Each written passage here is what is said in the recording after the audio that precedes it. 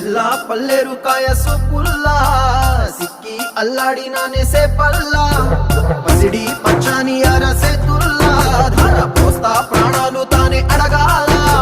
Sita కోకల్లే